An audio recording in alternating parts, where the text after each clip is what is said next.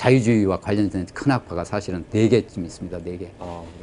프라이부르크 학파가 독일적인 거 있고, 그 다음에 이제 시카고 오스트리아 학파, 그 다음에 버지니아 학파, 뷰캐넌, 퍼블릭 초이스. 이건 뷰캐넌 같은 사람들은 이게 국가가 이놈이 어떤 놈이냐 하는 걸 찾는 거거든요. 시장 실패라고 자꾸 사람들이 비판을 하는데, 야, 국가 실패라고 하는 거, 요 측면을 막 강조를 하면서 시장의 우월성을 강조한다고. 이거 공공정책. 그렇죠. 공공정책, 예. 퍼블릭 초이스, 공공선택론이라고 얘기를 하죠. 부산 경성대 교수. 예, 그렇습니다. 예. 공공선택, 그 계열이죠. 지금 현진권 교수, 뭐, 공공선택, 뭐, 그 계열이죠. 예, 그렇습니다. 공공선택. 그 부분이 있습니다. 그럼 어떻게 보면 경성대 누구냐? 황수연 교수. 황수연 교수님 같은 경우는 이제 뷰캐넌. 그렇죠. 공공정책. 그런 스타일이죠. 그렇게, 그게 이제 자유주의 쪽에서는 보는 네 학파가 이게 인류를 이렇게 끌어오는 거죠. 역사적으로 쭉. 이제 간접적으로 유럽 사회에 3개의 학파가 있고, 그 다음에 프라이부르크 학파는 이제 유럽 내에서 이제 막 활동을 하고, 그래서 자유주의를 수호를 하면서, 그게 전통이 이제 칸트라든지 훔볼트라든지 이런 사람들이 프라이부르크 학파로 연결이 되죠. 그러다 나중에 이제 하이에크가 프라이부르크에 가면서 서로 연결이 된다고. 그런 식으로 해서 이제 국제적이죠. 하이에크가 프라이부르크에 있습니다. 프라이부르크에 있었죠. 오스트리아에 있다가 나중에 프라이부르크에 이제 잠시 와 있었어요. 잠시 누구를 그러냐면 발트 오이켄이 세상을 떠나면서, 발트 오이켄 혹시 아시는지 모르겠는데, 발트 오이켄이 있습니다. 그 사람이 프라이부르크 학파를 만든 사람이라고. 그 사람이 독일의 그 라인강의 기적의 그 이론적인 토대를 만든 사람 아닙니까? 이제 그 사람이 있는데 발트 오이켄이 일찍 세상을 떠납니다. 그러다가 나중에 이제 다른 사람이 있다가 하이에크가 1962년에 그 교수 자리를 이어받는다고요. 프라이부르크에 한 2년 있었어요. 2년 있으면서 이제 있다가 나중에 이제 1978년도에 다시 프라이부르크 다시 온다고. 거기서 이제 세상을 다 맞추죠. 애매한 부분이 그렇습니다. 그래서 이제 중요하죠. 오스트리아 학파하고 프라이부르크 학파하고 연결시켰다고 하는 점. 그게 이제 하이에크의 중요한 역할이었고, 독일에 있을 때. 얘기했다시피 버지니아는 이제 공공정책이다. 그러면 시카고 공공정책이 아니라 공공선택. 퍼블릭 초이스라고 하는 게 있어요. 그런데 그거를 경제학적인 방법을 이용해서 정치를 분석하는 게 있거든요. 그럼 이제 거기서 이제 정부 실패라는 게 그때 거기서 나온 겁니다. 거기서 정부 실패라는 개념이 뷰캐넌 이 퍼블릭 초이스 이론가들이 나오는 거죠. 그럼 시카고 학파는 그걸로 봤을 때 공공선택이 아니고 시카고 학파는 뭘? 시장 딱 놓고 보는 거죠. 시장이 작동하는 거죠. 시장 작동하는. 네, 그것만 놓고. 오스트리아 학파는? 오스트리아 학파는 시장 딱 놓고 시장이 제대로 작동한다. 근데 이제 시카고 학파가 다른 차원에서 시장을 보는 거죠. 시장을 보는 시각이 다르죠. 어떻게 다른 거예요? 이제 그거를 오늘 얘기를 하는데,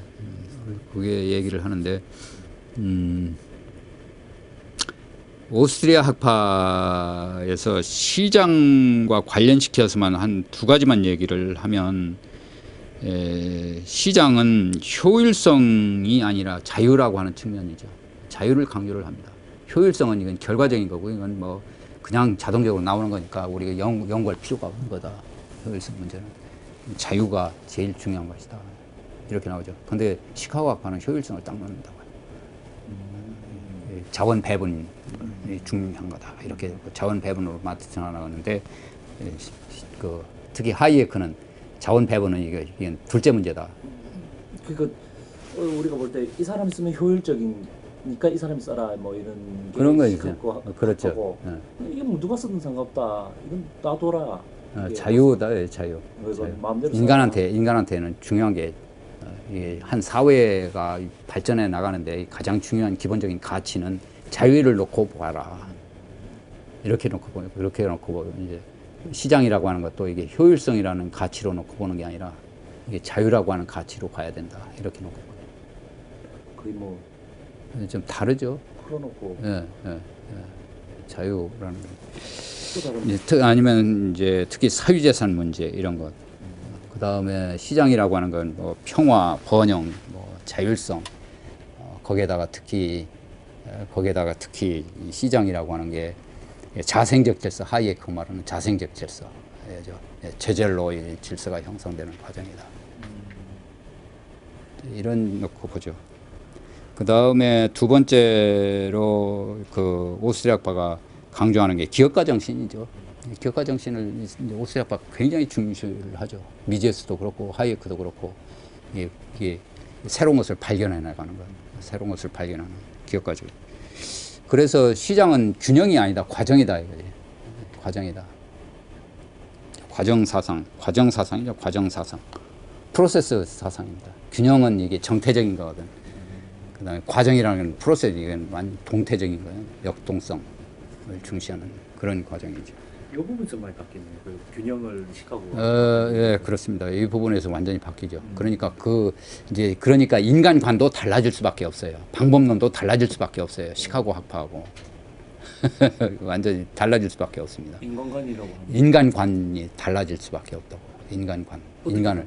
인간이라고 하는 게 오스트리안 학파에서는 인간이라고 하는 게 뭐라고 얘기를 할까? 인간이라고 하는 게 오스트리안 학파에서는 오스트리안 학파에서는 인간관을 막시마이제이션 극대화, 극소화하는 효용 극대화 아니면 효용 비용 극소화하는 그런 인간으로 보는 것은 아니죠. 인간이라고 하는 게 사회적 과정으로 봐요. 사회적에서 형성되는 것, 인간이라고 하는 게 사회적 동물이다. 진짜 사회적 동물. 인간과의 관계 속에서 인간이 이제 성숙해 나가는 이제 그런 과정이죠. 이 부분을 조금 굉장히 깊이 다뤄야 할 부분이에요. 이 부분이 인간관 문제인데 우선 어디서부터 달라지느냐 하면 이제 재화의 가치 문제입니다. 인간 행동 문제입니다. 인간 행동을 결정을 할 때 내가 무엇을 추구하느냐, 목표가 있죠. 무엇을 추구하느냐, 목표 있죠. 그 다음에 두 번째로는 그 목표를 달성하는 수단에 관한 지식이 필요하죠. 그렇죠? 그런데 오스트리아파 말고 그 신고전파에서는 목표라고 하는 거, 이거는 주관적인 것으로 본다고요. 그렇죠? 개인의 주관에서 나온 거죠. 그렇죠? 그런데 그 수단에 관한 지식은 이거는 객관적인 것으로 본다고요. 이거는 주어져 있는 것, 주어진 데이터죠. 이건 완전히 알고 있다는 얘기입니다. 알고 있다, 모른다고 하더라도 확률적으로 알고 있다는 거죠. 확률적으로 알고 있는 겁니다. 이렇게 나가고 있어요. 경제학 원론 보면은 뭐 비용 곡선 막 그리죠. 그거를 객관적인 비용 곡선으로 봅니다. 객관적인 것으로. 그러니까 이거는 누구나 다 누가 보아도 비용 곡선은 이렇다 하는 겁니다. 마치 물리적인 현상처럼 딱 보는 거예요. 그렇게 보는다고요. 그런데 오스트리아파에서는 목표라는 거, 이건 주관적인 건 같습니다. 똑같습니다. 그런데 목표를 달성하기 위한 수단들 있죠. 이거는 주관적이라고 하는 거죠. 이거는 행동하는 사람이 주관적인 판단에서 나온 거라는 얘기죠. 그러니까 비용 곡선이라고 하는 거 있죠. 이거는 객관적인 곡선이 아니라 이게 행동하는 사람의 판단에 의해서 주관적인 것으로 생각하는 거죠. 주관적인 것. 그러니까 주관적인 거기 때문에 틀릴 수가 있다는 얘기죠. 틀릴 수 있고 다른 사람과 다를 수가 있고 틀릴 수 있고 그리고 이게 이 비용 곡선이라는 게 불완전한, 자기가 생각하는 지금 컨젝츄럴한 거기 때문에 이게 불완전하다 이거죠. 그래서 그런 거 불완전한 지식을 가지고 계획을 세웠어요. 세우면 계획이 실현할 수도 없고 실패할 수 있죠. 그러면 지식을 찾아다닙니다. 새로운 지식을 발견하는 거죠. 자꾸 찾는 겁니다. 그래서 시장 과정이라는 게 계획을 바꾸는 과정, 지식을 습득하는 과정으로 파악을 하죠. 균형이라는 건 없다는 얘기죠. 균형이라고 하는 것은 완전히 알고 있는 상황입니다. 알고 있는 게. 객관적으로 이게 있으면 이 균형점을 도달한다고요. 그러니까 수요 곡선, 공급 곡선이 있죠. 이건 아무도 모른다는 얘기입니다. 이거는 학자도 모르고 그 행동하는 기업도 내 상품에 대한 수요 곡선이 정말로 진짜가 오른쪽으로 내려가는 곡선인지 모른다는, 비용 곡선이 위쪽으로 올라가는 곡선인지 모른다는 얘기죠. 이거는 전부 다 주관적인 거고 그냥 생각해낸 거기 때문에 이거에 의해서 결정된 거는 결정된 의사결정은 틀릴 수 있고, 그래서 틀린다면 새로운 지식을 습득해야 되고 새로운 지식을 바꿔야 되고 뭐 이런 과정이죠. 이제 그렇게 되는 거죠. 그러니까 계속 시장은 막 끌어오르는 동태적인 과정이죠. 나를 어디로 끌고 가는지 모른다 이거예요. 그게 그렇게 다릅니다. 그게 신고전파. 네, 그게 이제 우리가 오스트리아파들이 이렇게 보는 시각이죠.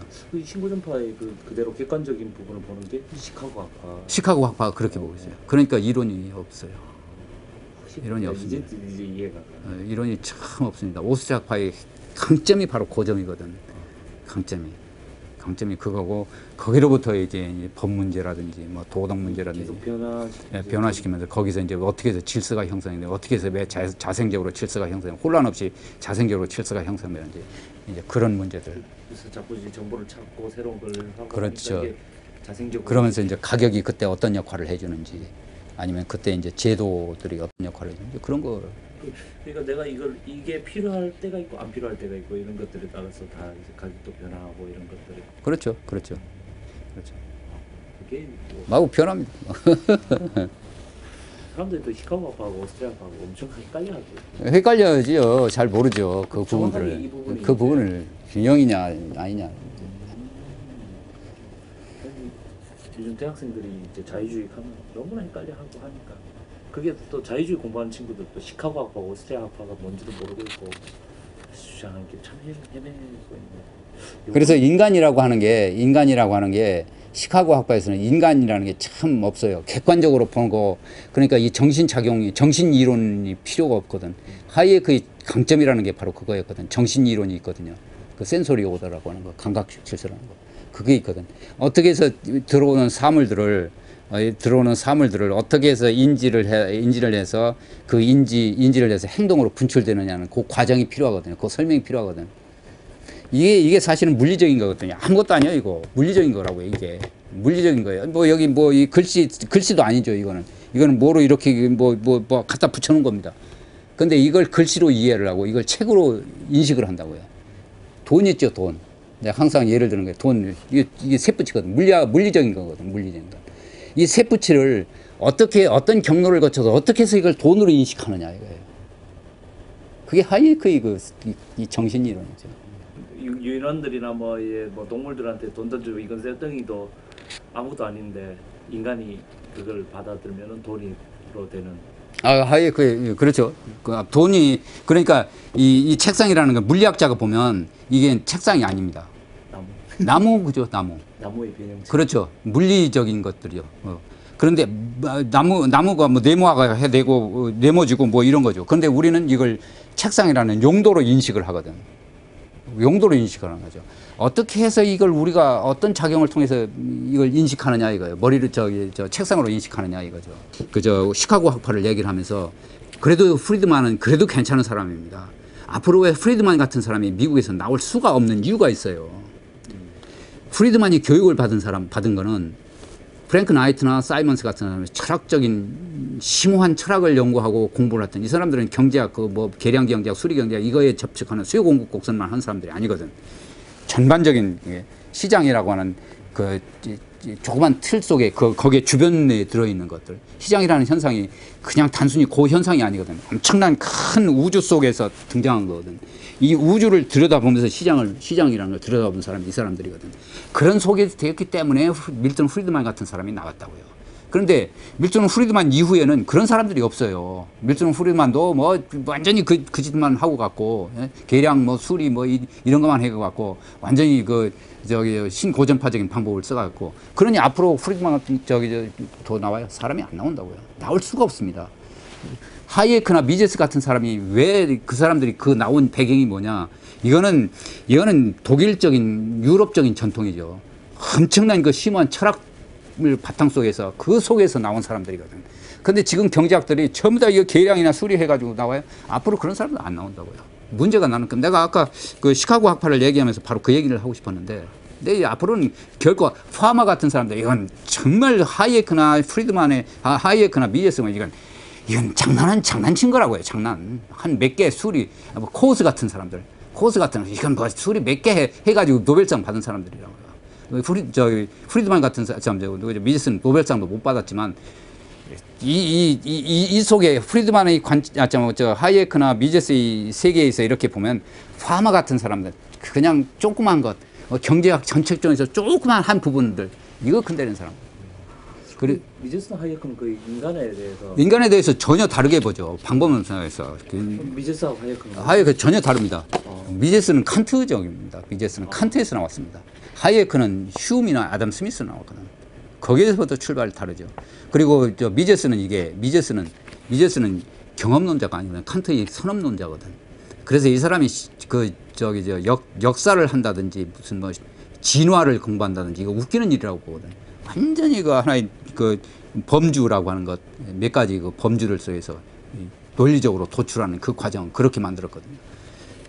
특히 뭐가 있느냐면 미제스에서는 인간이라고 하는 게 목적 추구, 의식적인 목적 추구하는 사람들. 이게 프락시올로지라는 얘기입니다. 인간이라고 하는 것은 의식적으로 목적을 추구하는 동물이다. 이렇게 봤어요. 하이에크가 보면 이건 이렇게 봐가지고는 시장을 전체로 볼 수가 없다는 얘기죠. 하이에크는 그게 아니거든요. 인간이라는 건 목적도 의식적인 세계도 있지만 초의식적인 게 있다는 얘기입니다. 초의식적인 것. 완전히 자기가 자기 자신을 통제할 수 없는 룰에 의해서 정신작용이 이루어지고 있다는 얘기예요. 초의식적인 겁니다. 그러니까 뉘앙스, 어감이라는 것 뭔지는 모르지만 이게 구분할 수는 있어요. 그런데 왜 이렇게 구분하는지를 모르는 게 있습니다. 모릅니다. 어린애들이 문법적으로 얘기를 하지만 문법은 모릅니다. 문법. 우리도 그렇죠. 문법 모르고 막 얘기를 하는 겁니까? 그렇죠. 문법대로 얘기를 한다고요. 전부 다. 문법대로 얘기를 하면 뭐 의사소통이 안 되니까. 근데 문법이 어떻게 되는지 그거 의식하고 해요? 완전히 초의식적인 거라고요. 피아니스트가 피아노 치는데 그 악보 일일이 다 보고 합니까? 이럽니까? 전부 다 인간이라고 하는 게. 그리고 기업들이 의사결정 내리는 게 의사결정의 내용은 의식하지만 어떻게 해서 내 의사결정이 여기까지 왔는지 그건 전혀 의식적이지 못합니다. 초의식적인 거죠. 그게 시장의 역할이라는, 시장에서 한다는 얘기입니다. 이제 그런 측면에 있어서는 미제스보다 하이에크가 굉장히 심오하죠. 심오한 면이 있죠. 미제스는 그리고 또 하나는 공리주의자거든. 공리주의자.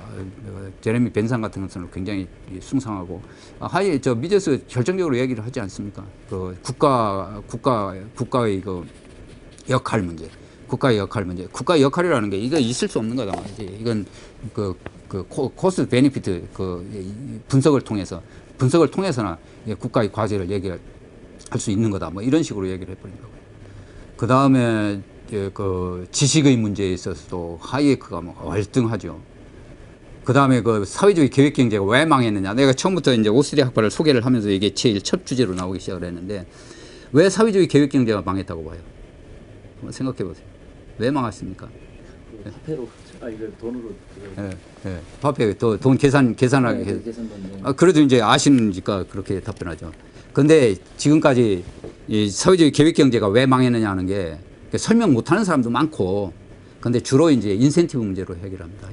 인센티브가 정치인들한테는 별로 이게 정치인들한테 별로 위험 싫어하니까 그냥 뭐 적당히 해서 나가버렸죠. 실패하는 거 싫어하거든. 정치가들이라는 게. 그래야 성공하거든. 실패를 싫어해야, 그리고 쉬운 걸 일을 해야 성공을 하거든. 그런 인센티브 구조. 그 다음에 뭐 노동자들도 인센티브 구조가 별로 안 좋죠. 그 다음에 기업 매니저들, 사회주의 기업 매니저들 맨날 질적인 걸 동하지 않고 양적으로만 하는 그런 인센티브 구조가 있기 때문에 망한다. 이런 식으로 인센티브 구조로 설명하겠죠. 그런데 오스트리아파는 그렇게 설명을 하지 않죠. 오스트리아파에서 그 설명은 아까 말씀하셨던 미제스라는 사람은 사유자산제가 없으면 가격이 없거든. 가격이 없으니까 어디에 얼마만큼 투자를 해야 될지 계산을 못 해요. 이제 이걸 경제 계산 문제인데 경제 계산이 불가능하기 때문에 사회주의는 망한다 이렇게 얘기를 했어요. 그런데 하이에크는 한 발자국 더 나가죠. 여기에 대한 반론이 있었습니다. 사회주의자들이 미제스에 연립방정식 내가지고 풀어가지고 가격 만들 수 있잖아. 가격 구해낼 수 있지 않느냐 말이지. 이렇게 했는데 하이에크는 이제 거기서 연립방정식을 만들어서 그걸 풀 수 있는데 필요로 하는 지식이 없다 말이지. 지식은 불가능하다. 그 지식이 왜 불가능하냐 하면 그 연립방정식을 풀기 위해서 필요한 지식들이라는 것은 각처에 분산되어 있다 이거죠. 모든 각처에 들어있는 사람들이 머릿속에 들어있다 이거죠. 머릿속에 들어있는 지식 중에서 가서 물어보면 될 거 아닙니까? 예? 뭐 수천만 수만 명 인터넷에다가 물어봐가지고 인터넷에 집어넣으면 뭐 수천만 명 다 들어갈 수 있을 거라고요. 예?